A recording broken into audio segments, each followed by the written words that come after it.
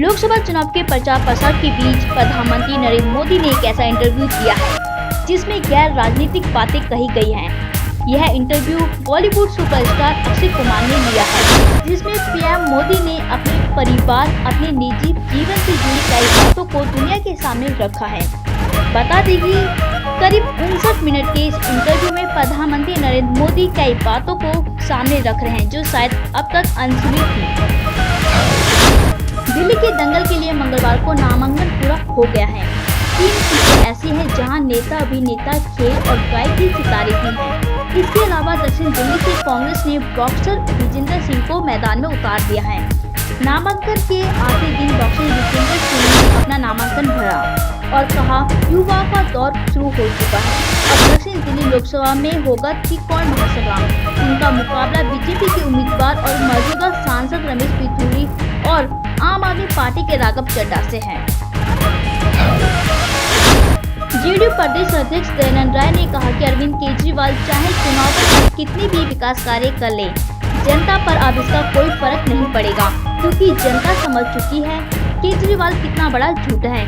अब लोकसभा का चुनाव का दौर चल रहा है तो केजरीवाल फिर जनता को विकास के नाम पर गुमराह करने की कोशिश कर रहा है। भारतीय इंसान पार्टी के पूर्वी दिल्ली उम्मीदवार अमानुल्लाह अहमद ने कहा, हम जनता से कोई भी ऐसा वादा नहीं कर रहे जो जनता के हित में ना हो। हम जनता से वही कह रहे हैं जो हम जनता के लिए करेंगे।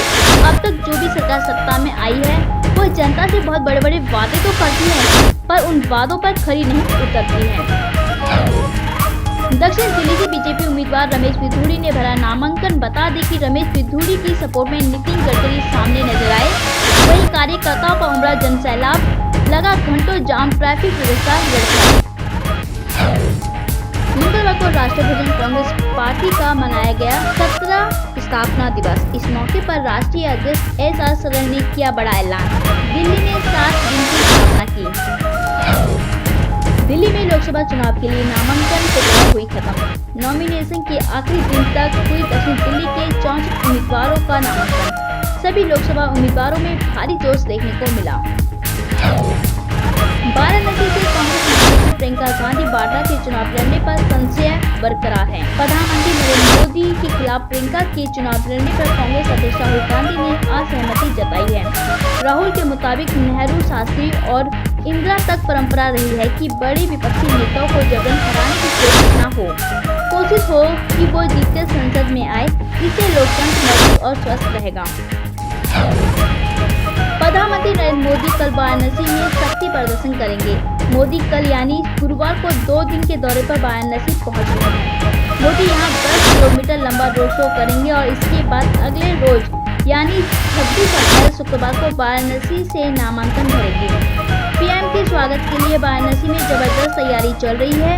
मुस्लिम महिलाओं का एक समूह नामांकन के वक्त पीएम के स्वागत की तैयारी कर रहा है। श्रीलंका में ईस्टर के मौके पर हुए धमाकों की जिम्मेदारी आतंकी संगठन इस्लामिक स्टेट ने ली है। मंगलवार को आतंकी संगठन ISIS ने अपनी अमाक न्यूज एजेंसी के जरिए हमलों की जिम्मेदारी ली है।